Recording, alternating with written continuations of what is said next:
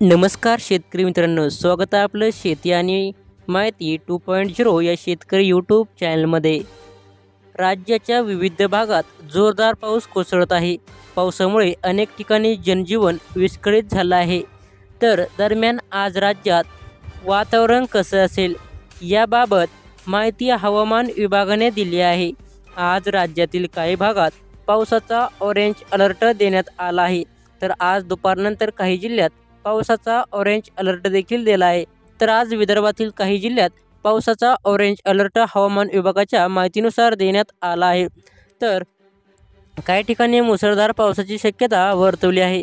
गडचिरोली, यवतमाळ आणि अमरावती या जिल्ह्यांना पावसाचा ऑरेंज अलर्ट देण्यात आला आहे।